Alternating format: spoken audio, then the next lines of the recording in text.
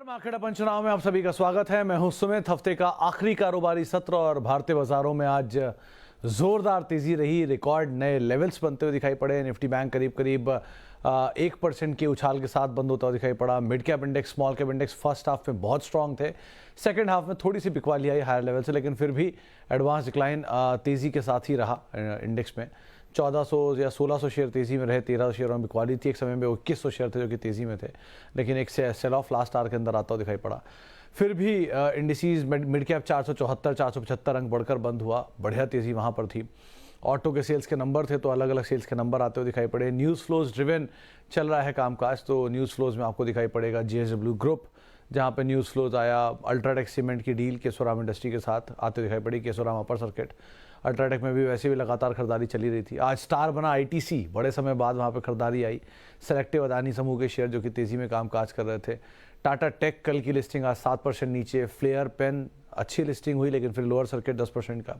सो ऐसे अलग अलग स्टॉक स्पेसिफिक स्टोरीज मार्केट में कामकाज कर रही हैं और न्यूज़ फ्लोज ड्रिवन ट्रिगर थे। PSU, रियल्टी, ये सब तेज़ी में। मेटल, एनर्जी, इंफ्रा, इस तरह कुछ और स्टॉक जो कि हरे निशान में बंद होते हुए दिखाई पड़े। तो ओवरऑल बेहतरीन दिन और अच्छा सेशन रहा। कल के लिए या आने वाले समय के लिए जो ट्रिगर हैं उसमें सबसे बड़ा ट्रिगर तो काउंटिंग 3 तारीख को है। आप देखते हैं किस तरह से वहाँ इलेक्शन का आउटकम आता है। एग्जिट पोल को देखें या एग्जिट पोल के उलट देखें, सिचुएशन वो समय ज़्यादा क्लियर होगी। सो एक्चुअल नंबर पर स्टिक करें आप। उसके अलावा अगले हफ्ते के अब हम धीरे धीरे मतलब वो पहला ट्रिगर बनेगा और क्रूशल ट्रिगर बनेगा। फिर आप इंटरनेशनल मार्केट के ट्रिगर होंगे, कुछ अर्निंग्स आएंगे, बीच बीच में ब्लॉक से न्यूज़ फ्लो चल ही रहे हैं, उनको भी आप आधार मानिएगा। प्राइमरी मार्केट अभी भी काफ़ी गर्म है और आगे और सारे भी IPOs आने वाले हैं, तो IPO मार्केट और गर्म रहने वाली है। तो इन सब चीज़ों को आप ध्यान देंगे, लेकिन स्टिल जो बड़ा ट्रिगर है वो इलेक्शन ही है। तो देखते हैं मार्केट कैसे उसका इम्पैक्ट करती है। GST का नंबर भी एक स्ट्रॉन्ग नंबर की उम्मीद है आज जो आएगा शाम तक। मान रहे बाजार में के जानकार की शायद 2 लाख करोड़ भी नंबर देखने को मिल सकता है, क्योंकि फेस्टिवल मंथ गया है। तो लेट्स सी कैसे वहाँ पे नंबर आते हुए दिखाई पड़ते हैं। तो बहुत सारी चीज़ें हैं जिनको आप देखेंगे और बहुत सारी चीज़ें हैं जिनको आपको समझना होगा। बट कॉशियस स्टेज अगेन रखने का समय आया है। मतलब जब सब कुछ बहुत अच्छा दिखे तो थोड़ा सा कॉशियस होना ज़रूरी होता है। तो इस समय सब कुछ अच्छा दिख रहा है। ओपेक प्लस साउंड आपने देख लिया, आपने साउंड इलेक्शन के आउटकम भी देख लिए, ग्लोबल क्यू साउंड देख लिए, बाकी IPO के नंबर्स बड़े साउंड आ रहे हैं। तो थोड़ा कॉशियस होना भी अब ज़रूरी है। इतना अच्छा सब कुछ अगर होने लग जाएगा तो दिक्कत शुरू हो जाती है बाजार में। तो थोड़ा कॉशियस होकर ही काम करिएगा, specially mid cap small cap में, क्योंकि वहाँ पर ज़्यादा स्ट्रेच्ड काम हुआ है। लार्ज कैप फिर भी सेफ है, क्योंकि वहाँ पर वैल्यूएशन गैप ऑलरेडी चल रहा है।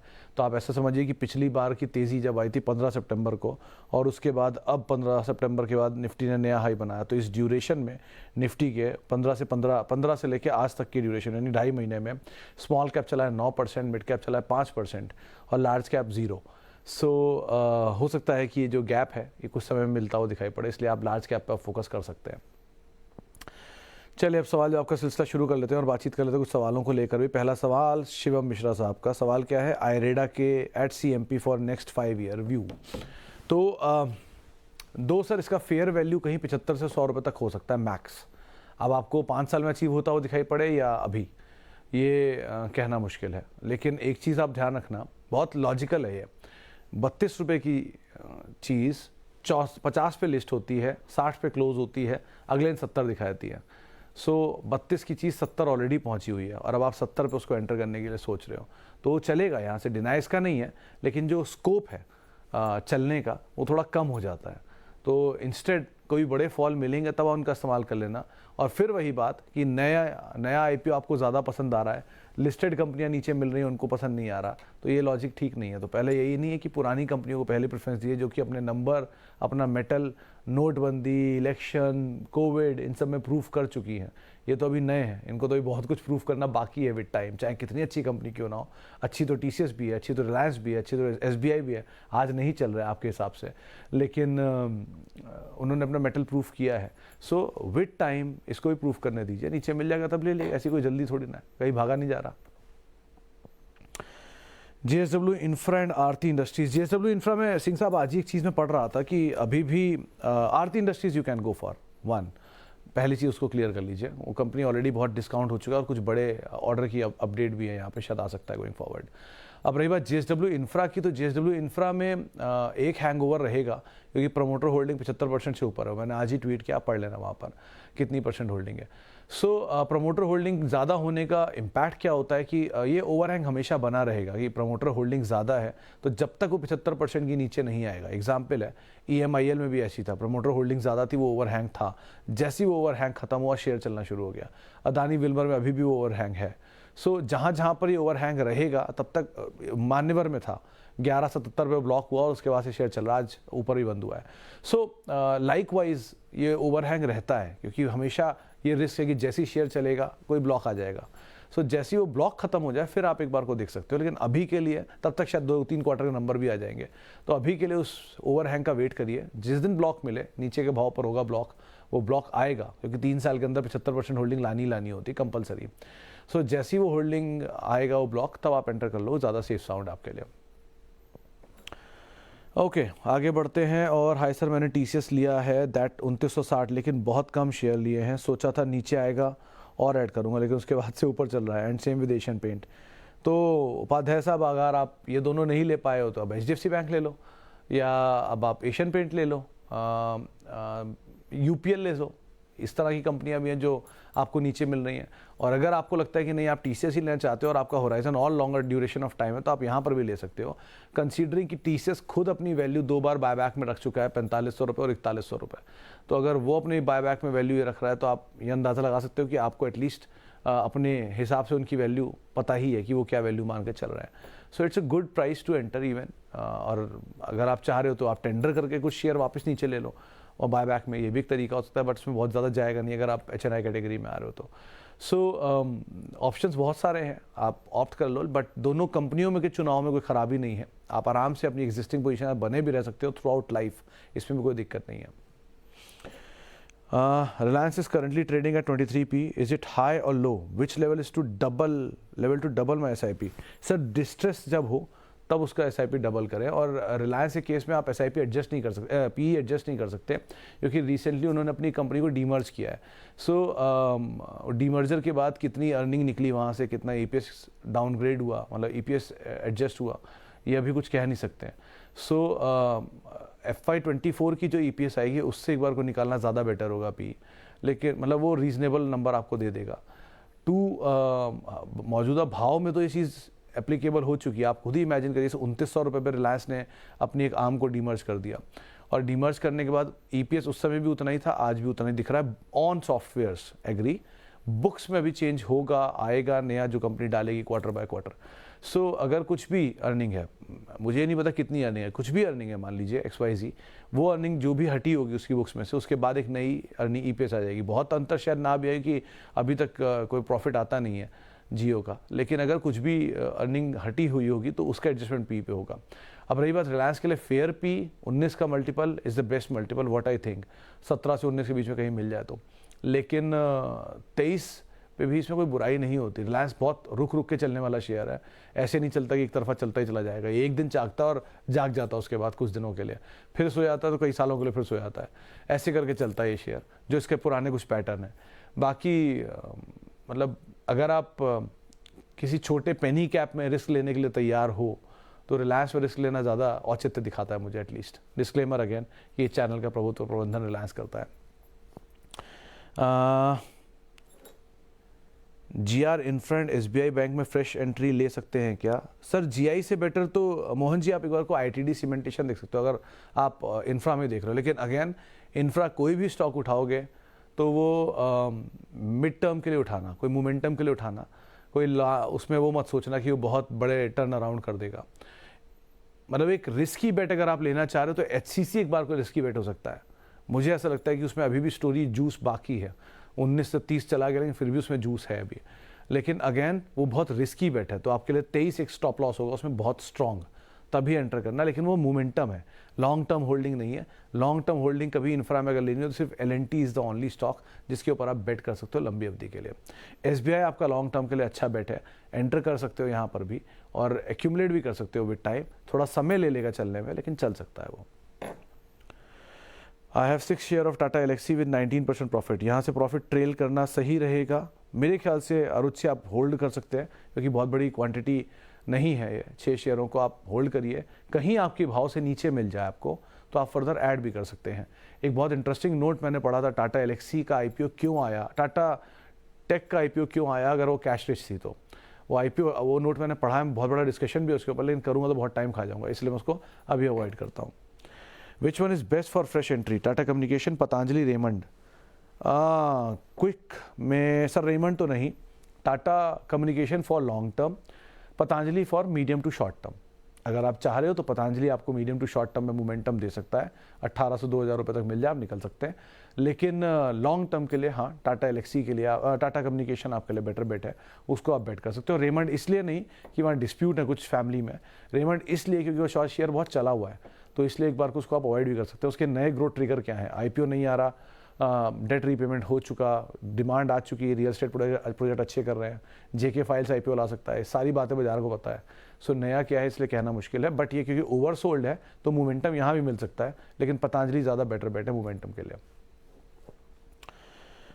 सोना, बीएलडब्ल्यू एंड आईआरसीटीसी मार्केट के बुल रन में क्यों नहीं पार्टिसिपेट कर रहे हैं? क्योंकि द्विवेदी साहब, आईआरसीटीसी पहले एक बड़ी तेज़ी दिखा चुका है ऑलरेडी, बहुत बड़ी तेज़ी, उसके बाद जाके रेस्ट पे आया है, लेकिन फिर भी आप होल्ड कर सकते हो क्योंकि जो पीएसयू और रैली है और रेलवे की रैली है उसमें भी थोड़ा पीछे है, तो चल सकता है बड़ी तेज़ी के बाद भी। तो इसलिए आईआरसीटीसी में तो आप बने रहो। सोना, बीएलडब्ल्यू के केस में ईवी स्टोरी है, कुछ लोग बोल रहे हैं कि टेस्ला की बुकिंग हो रही है, इंडिया में भी आ रहा है, और अगर ऐसा आता तो ईवी का बड़ा प्लेयर है सोना बीएलडब्ल्यू, तो इट्स गुड कंपनी।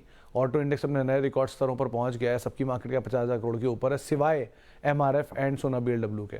सो एक बार को मतलब इंडेक्स की कंपनियों में तो शायद एक बार को ये फॉलो अप कर सकता है, पार्टिसिपेट कर सकता है, तो मेरे ख्याल से बने रहना चाहिए सोना बीएलडब्ल्यू एंड आईआरसीटीसी दोनों के अंदर ही। विच वन इज बेस्ट हो गया, ये भी हो गया। Bikaji ask Campus Concord bio holding what to do.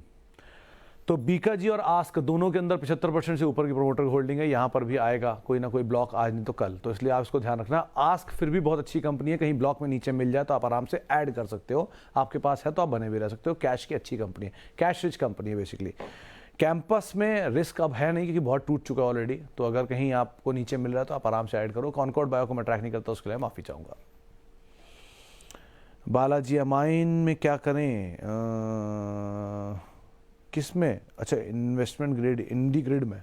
So Balaji amine मेरे ख्याल से अभी इसके नंबर्स को लेकर कुछ इशू आया था लास्ट क्वार्टर में, इसके प्रमोटर ने भी इस्तीफा, नहीं इसके उसने ऑडिटर ने इस्तीफा दिया था।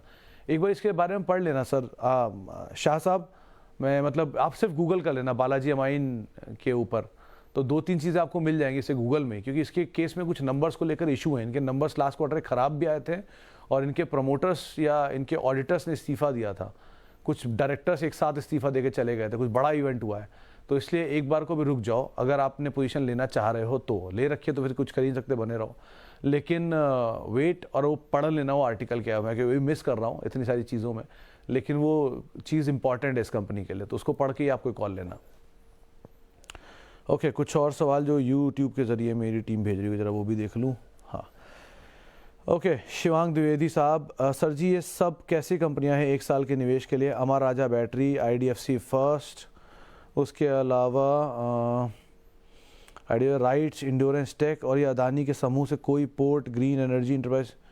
सर तो इन सबको इतने सारे नाम तो मैं नहीं बोल पाऊंगा द्विवेदी साहब, मोटा मोटा इतना बता दो, अगर आपने अदानी का नाम लिया तो Adani trans, Adani port, Adani power, ये 3 नाम सही हैं। अदानी पावर ज़्यादा चला है थोड़ा लोअर लेवल से, Adani Trans is the safest bet अगर अभी आप कुछ चुनना चाह रहे हो तो। अदानी ट्रांस का नाम बदल के अदानी ग्रीन एनर्जी हुआ है, नहीं अदानी एनर्जी सॉल्यूशंस हुआ है, तो आप उसको देख सकते हो एक बार को, अदानी ग्रीन नहीं। और इसके अलावा आप बाकी अमर राजा बैटरी इज़ बेटर कंपेरेटिवली अगर आप कुछ चुनना चाह रहे हो इसमें से तो। जैन साहब का सवाल आया है, hello Sumit sir, I really thank you Jain साहब, what is the long term view on Gateway Distriparks and Voltamp? Voltamp is better instead, Gateway नहीं। आप लॉजिस्टिक में कोई ढूंढ रहे हो तो एक नाम मेरे को भी इसे प्रमोटर बाय कर रहे हैं, कौन सा नाम था लॉजिस्टिक का, मैं नाम मिस कर रहा हूँ, उसको आप एक बार को देख सकते हो, लेकिन अवॉइड करिए आप। वोल्टैम्प में आप जा सकते हो और अगर आप लॉजिस्टिक में कुछ ढूंढ रहे हो तो नाम हो सकता है स्नोमैन लॉजिस्टिक्स, मैं नाम भूल गया था इसका, इसको देख सकते हो। उसमें प्रमोटर एंटिटी ने पार्टिसिपेट किया है 60 रुपये की रेंज में, 60 से 62 की रेंज में, नहीं 51-52 की रेंज में, वो BSE डिस्क्लेमर में है तो ऐसा कुछ गलत नहीं है, आप वहाँ पे चेक कर सकते हो। तो आप इसको अगर एंटर करना चाह रहे हो तो एंटर कर लो, बट स्टॉप लॉस आपका वही रहेगा 50, 51, 52 की रेंज में स्टॉप लॉस लेके आप एंटर कर सकते हो यहाँ पर भी। Tata chemical highest book value, 2 साल से ही नहीं चल रहा है। सर टाटा ग्रुप में चल क्या रहा है? ना वोल्टास चल रहा है, ना TCS चल रहा है, ना टाटा केमिकल चल रहा है। चल रहे हैं वो जहाँ इक्विटी फ्लोट छोटे हैं, जैसे कि ट्रेंड, जैसे कि टाटा इन्वेस्टमेंट, जैसे कि टाटा टेक, टाटा एलेक्सी, इनके फ्लोट्स छोटे हैं इसलिए चल रहे हैं। टाटा कॉम का भी ठीक ठाक है इसलिए वो भी चला है। बड़े फ्लोट के शेयर अभी नहीं चल रहे हैं, छोटे फ्लोट के शेयर चल रहे हैं। ऐसा पैनिक स्टेट वाली बात नहीं है, कभी ये रुकेंगे तो वो चलना शुरू हो जाएंगे। आपके पास है तो आप बने रहिए, it's a quality asset to own. थोड़ा बहुत रैलिस चला है, रैलिस चलेगा तो टाटा केमिकल भी चलेगा, उसका पेरेंट है। इसलिए आराम से आप इसे होल्ड कर सकते हैं, कोई दिक्कत नहीं है इसमें। क्या रतन इंडिया एंटरप्राइज में इस टाइम फ्रेश एंट्री की जगह की जा सकती है? तो नवाब साहब कुछ शायद इसमें रिसेंटली न्यूज़ फ्लोज था, कुछ खबर आई थी, उसके बाद ये बहुत चला था।